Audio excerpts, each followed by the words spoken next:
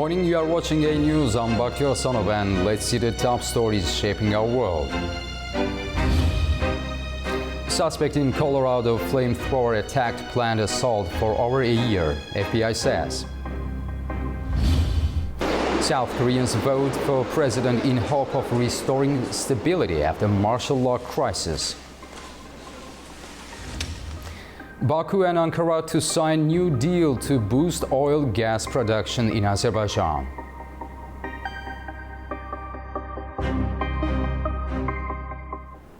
The man behind the Colorado fire attack planned it for over a year, targeting a peaceful rally in Boulder. He now faces federal hate crime charges and up to 624 years in prison.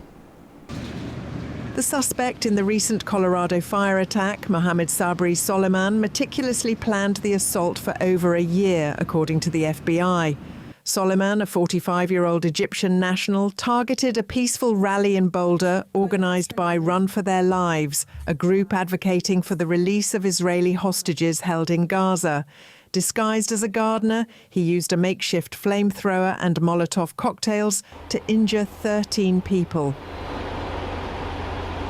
Authorities discovered 16 unused incendiary devices at the scene, indicating the potential for even greater harm. If convicted of those charges and they run consecutive, he would face a maximum sentence of 48 years.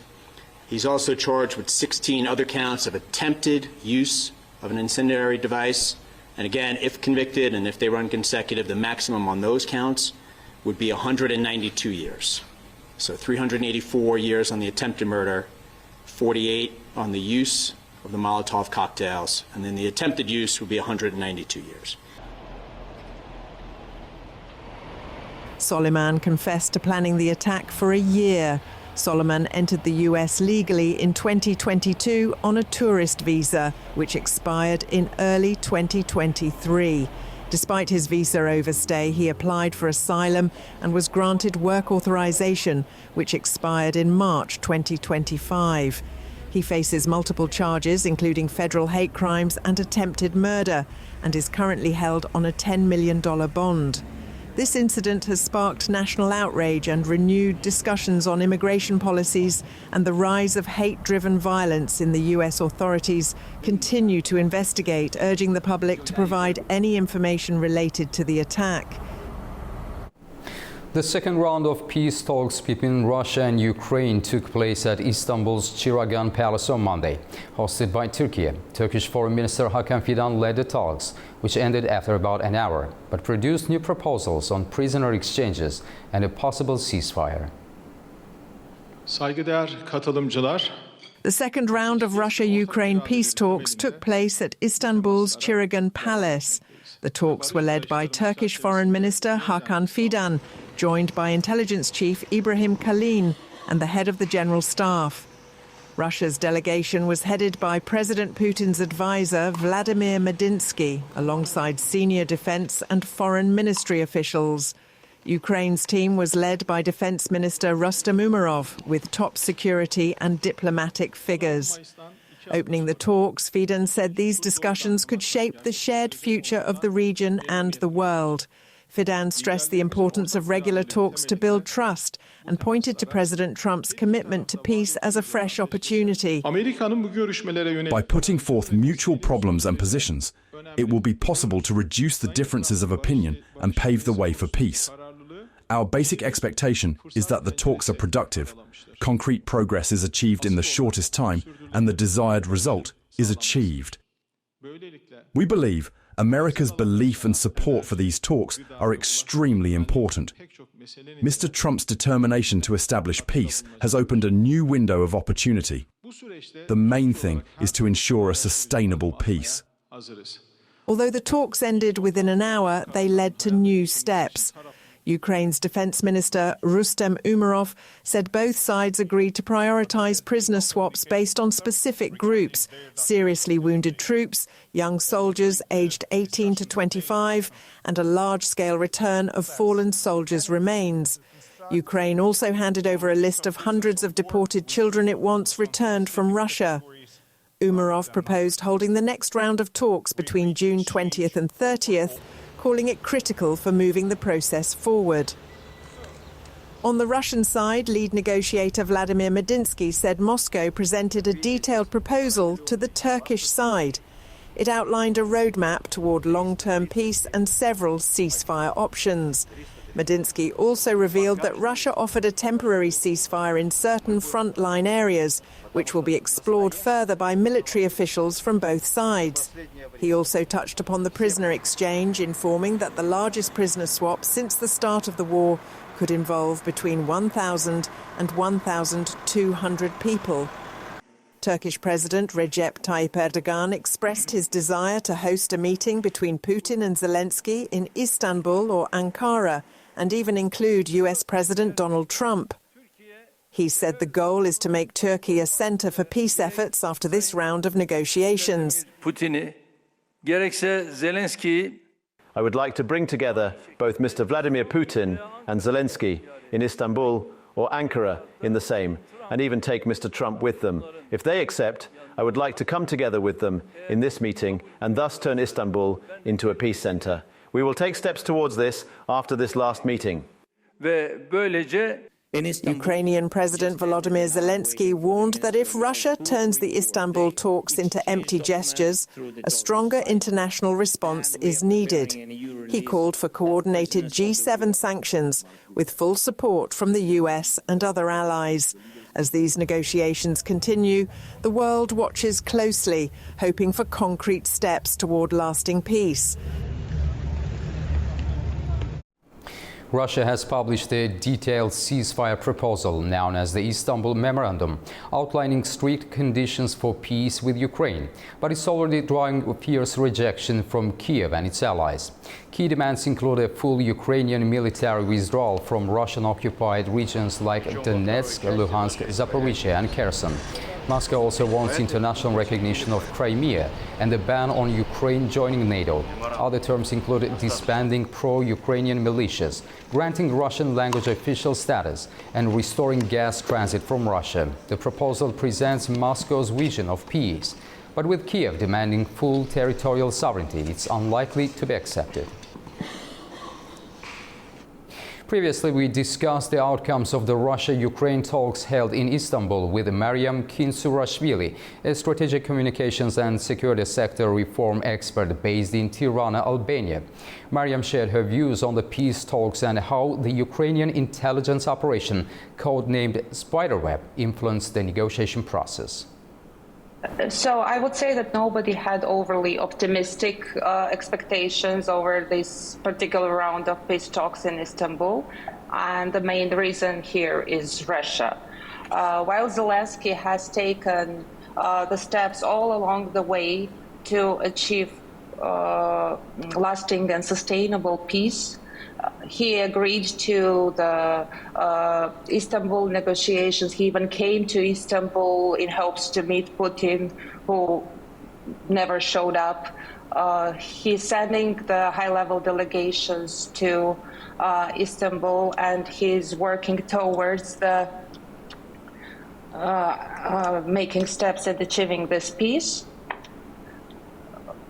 We see nothing from Russia, basically. We see an embarrassingly low-profile delegation that he's sending to Istanbul. And we see Putin doubling down on the brutal attacks on civilian infrastructure and Ukrainian innocent civilians. So this historical, really brilliant operation, Spiderweb, has been in preparation for over 18 months now.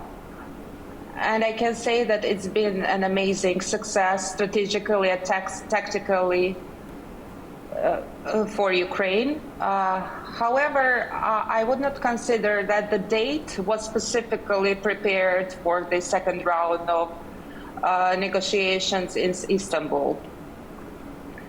It's a symbolic that this happened, as Russia has been projecting throughout the war, and specifically during this negotiations process, Putin has been projecting strength by again terrorizing Ukrainian civilian population and using indecisiveness and gaps in support of the West to progress in the battlefield. And yesterday, Ukraine has shown that it also can project strength.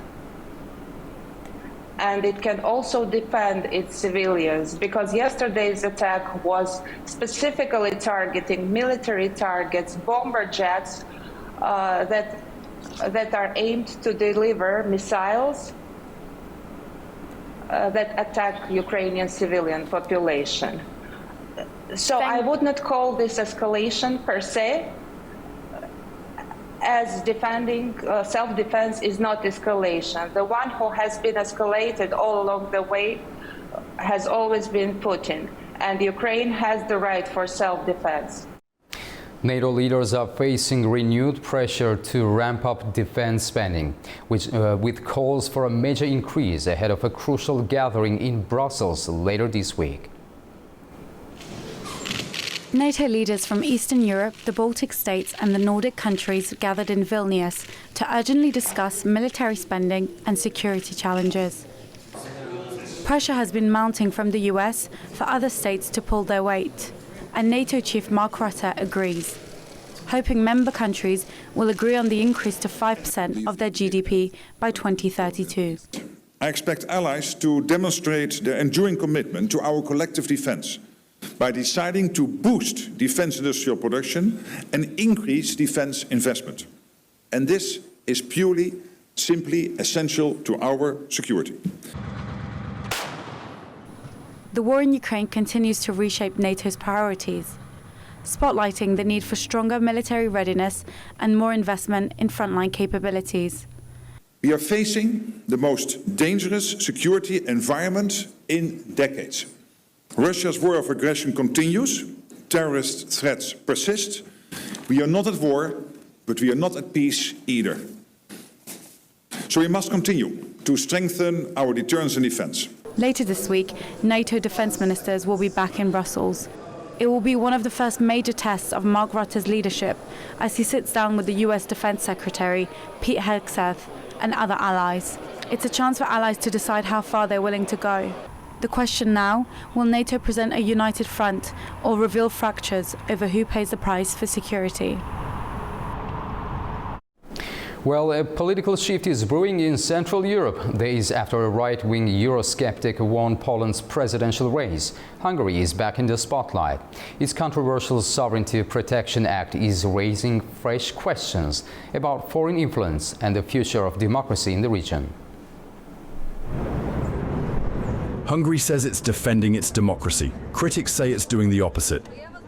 The Sovereignty Protection Act was passed in December 2023. It created a powerful new body, the Sovereignty Protection Office. Its job? To investigate people and organizations suspected of taking foreign money to sway politics. It can demand financial records, it can name names, and it can do it all publicly.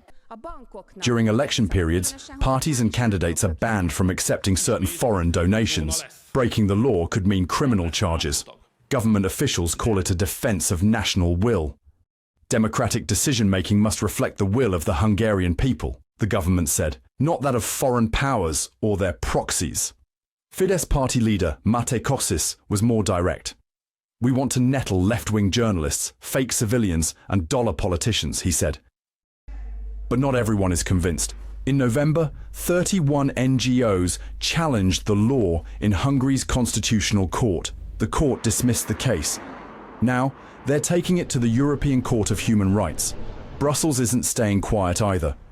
The European Commission launched legal action, saying the law breaks EU rules on freedom and fairness.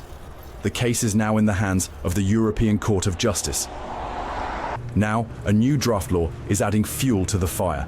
Titled the Transparency of Public Life Bill, it would give the SPO even more power, allowing it to fine organizations and access their digital records. EU law. Referring to the new draft law that would limit foreign funding of NGOs and media organizations, Michael McGrath, the EU's Democracy Commissioner, called on the Hungarian government to withdraw the legislation, emphasizing that the European Commission is prepared to intervene using available legal and institutional tools. Still, the government is standing firm. With a new Eurosceptic president elected in Poland, some see a pattern, a growing push in parts of Europe to keep Brussels out and tighten control at home. Activists, scholars and political leaders gathered for the fourth session of the Permanent Forum on People of African Descent. Held at the UN headquarters in New York, the session focused on ending colonial legacies, securing reparations and empowering Afro-descendant communities still living under foreign control. This year's session marked the beginning of the second international decade for people of African descent. And for many speakers, it was time to move from symbolic recognition to legal accountability. Among the strongest voices, representatives from Guadeloupe, Réunion, French Guiana, and the island of Saint Martin, who denounced what they called modern colonial domination by France and the Netherlands. In a powerful address, Mr. José Martin Jean-Pierre from the Front International de Décolonisation accused France of deceiving the United Nations by converting its colonies into departments without genuine consultation. Préserver, oui. Regardez le vaudou, le quimbois, les contes, la gastronomie. Yes, preserved. Look at Vodou, Quimbois, our folktales, our cuisine, capoeira, guoca.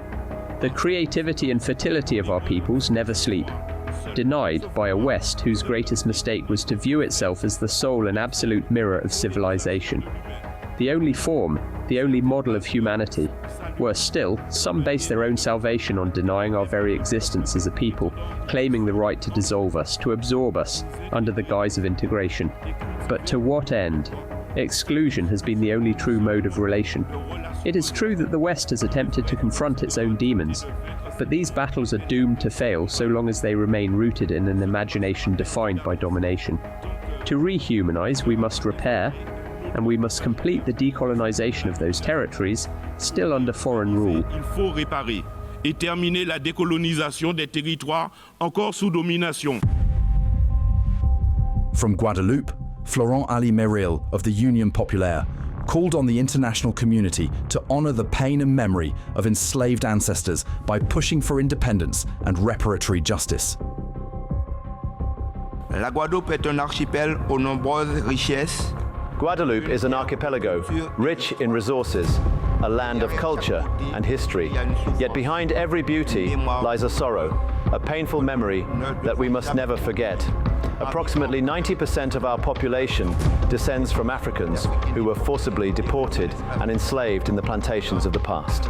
This legacy of oppression, loss, and the fight for dignity shapes our identity and our quest for social justice. The struggle for Guadeloupe's national liberation cannot be separated from the recognition of the injustices endured by peoples of African descent. Our independence will only be truly meaningful if it is accompanied by the recognition of these sufferings and by the reparations required to address the injustices of the past.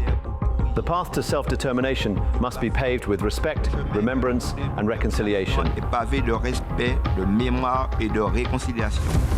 One of the key organizers behind the growing decolonization movement is the Baku Initiative Group, an international NGO founded in Azerbaijan. Its executive director, Abbas Abbasov, addressed the forum, linking global struggles under one common banner: human rights. It is worth noting that Africa and people of African descent have not been spared from tragedies caused by colonialism either. The right of life, liberty, equality, cultural identity, and decolonization, these are not privileges. They are universal human rights, enshrined in the United Nations Charter, the Bandung Principles of the Non-Alignment Movement. The Baku Initiative also presented a detailed petition outlining demands, including debt cancellation, official apologies, compensation, and the return of stolen cultural heritage. It cites UN resolutions, African Union positions, and European legal precedents.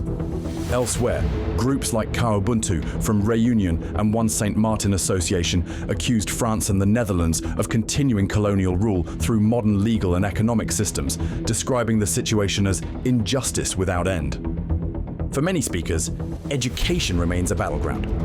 In Guadeloupe, public schooling was described as a colonial instrument that denies Afro-descendant youth their history and future. The message from this year's forum was clear. Symbolic gestures are no longer enough. From St. Martin to Réunion, Guadeloupe to French Guiana, the demand is for recognition, redress, and real sovereignty. As the second international decade begins, activists say the world must confront not just the shadows of the past, but the structures still standing in the present. South Koreans voted Tuesday in a snap presidential election triggered by former President Yoon Suk-yeol's brief and controversial imposition of martial law. Turnout is expected to be high, with polls open from 6 a.m. to 8 p.m. local time. Over a third of voters cast ballots early last week. Liberal Lee Jae-myung and conservative Kim Moon-soo lead the race, both vowing reform. Results will be certified Wednesday, with a winner expected to take office within hours. After more than a decade of war and sanctions, Syria is taking cautious steps towards economic reform, reopening its stock market. Syria's stock exchange reopened after a 6-month shutdown, its longest closure since the war began. Officials rang the opening bell as trading resumed for 14 of the 28 listed companies. The upcoming phase is a prosperity period for the Syrian economy. There will be a complete revision of laws, a focus on new techniques, and greater transparency. The reopening follows a major political shift. A newly formed transitional government is easing decades of state control in a bid to modernize financial institutions and attract private investment. Last month, US President Donald Trump met with Syria's new leader, Ahmed al-Sharaa, a landmark meeting that led to the easing of key sanctions. The move is seen as a green light for Syria to re-enter global markets and normalize relations. The European Union has also lifted economic sanctions on Syria in a bid to help the war-torn country recover. We hope that we benefit from the lifting of sanctions. We hope to be able to get better technology and introduce it in our trading. This will help us in trading and monitoring. While only half of Syria's companies are back on the board, officials say it's a crucial step toward building a market-driven post-conflict economy. Syria's recovery remains fragile, and its future depends on governance, investor trust, and lasting peace. Syria is focusing on reviewing its power sector following a $7 billion pledge by Qatar that is promising to expand the war-torn nation's generation capacity. Syria is looking to revive its energy sector following Qatar's $7 billion pledge to help the war-torn nation. The announced deal marks Syria's biggest foreign investment since US President Donald Trump lifted sanctions on Damascus, and it promises to massively expand Syria's generation capacity. 4 gas stations will be established with a capacity of 4,000 megawatts and a solar energy station with a capacity of 1,000 megawatts. The estimated duration of this project for the solar station is almost 1 year and 8 months, and for the gas stations, the estimated duration that is agreed on is 3 years and a half. For Syrians to feel the benefit of this investment, however, the government must first fix the transmission grid. Years of neglect following the civil war have left the sprawling network of transformer stations and towers stripped, as looters continue to steal cables and other components in order to sell copper and aluminum on the black market. 2/3 of the grid is either completely destroyed or in need of major repair, with officials putting the repair bill at $5.5 billion. Qatar's investment comes at a crucial time as Syria's interim president Ahmed al-Sharaa seeks to revive the economy, with officials calling it a turning point for the country's shattered infrastructure.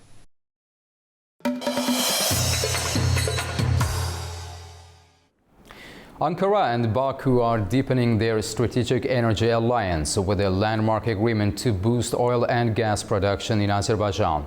Turkish Energy and Natural Resources Minister Alparslan Bayraktar made the announcement during Baku Energy Week, a major regional event focusing on future energy cooperation across the Caspian. In the heart of Baku, Turkey and Azerbaijan are reinforcing their long-standing energy cooperation with a major new agreement. Turkish Petroleum is officially joining forces with the state-owned company of Azerbaijan and global energy giant BP in the development of the Şafak-Asiman natural gas field in the Caspian Sea. Önemli bir anlaşma, Türkiye Petrolleri Şafak-Asiman sahasına ortak olarak giriyor. İnşallah bunun anlaşmasını burada yapıyoruz. Turkish Petroleum is entering the Şafak-Asiman field as a partner. We have acquired a 30% stake. We will start production in this field together with our usual partners, SOCAR and BP. We are also discussing other fields in the Caspian Sea. Our efforts in this area will continue to grow. Güneşli, Şahdeniz projeleri. Onun dışında BOTAŞ olarak çok önemli bir aslında gaz alıcısıyız. Bayraktar emphasized that the partnership serves as a model of strategic cooperation grounded in deep historical and cultural ties. He also conveyed a message from Turkish President Recep Tayyip Erdogan, who underlined the growing importance of energy security amid recent geopolitical shifts. President Erdogan pointed to the recent inauguration of the Igdir-Nakhchivan pipeline as a key milestone in energy connectivity between the two nations. That project, launched in March, is the latest in a series of joint energy initiatives, bolstering the region's security and integration. Baku Energy Week 2025 has officially started, putting Azerbaijan at the center of energy world. The new technologies and innovations on display are shaping the future of energy. This event highlights Azerbaijan's growing role in global energy development.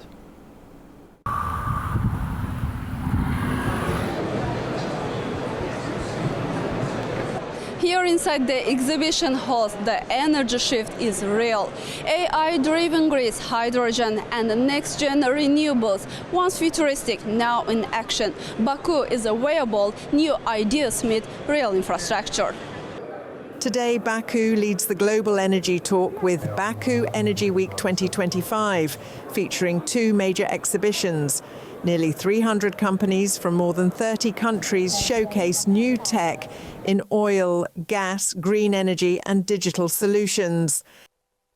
This is the 30th Baku Energy Week, and it's fantastic because we've had 30 years here, been involved obviously in the massive ACG and Shakhtini's fields, but now we're looking at the next 30 years. Now that means absolute continued focus on maximising recovery from ACG and Shakhtini's, which are still world-class fields.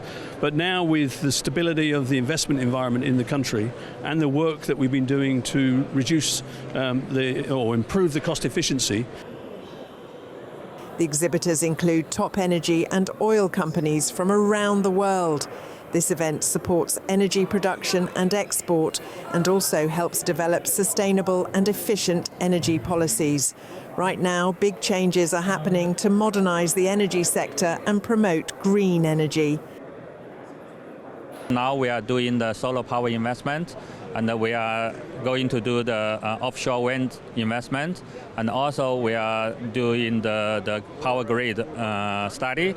So there are many fields, so we can cooperate. So after this signing of the agreement, so we will mobilize our more resource, more engineer, more delegation come to the Ukraine country and cooperate with the Ministry of Energy.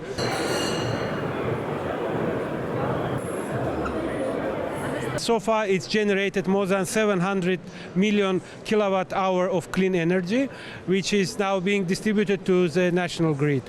A part of that, we developed Project Mega. It's a pipeline of 4 gigawatt onshore wind and solar projects. Out of these 4 gigawatt, during the last oil and gas exhibition, we started the project of 1 gigawatt. This year's exhibitions focus on energy transition, digital technology and sustainability. Azerbaijan shows it is open to working with other countries in these areas. This is the first object and the first contract. This is the first object from Azerbaijan, from the Minister of Energy. This is not the last object, but we will continue. This is the first object. We won the tender at the lowest rate. After the signing, we will start working. Baku Energy Week 2025 is a global event for today's and tomorrow's energy technologies. Baku shows again that it is a centre for the world's energy talks.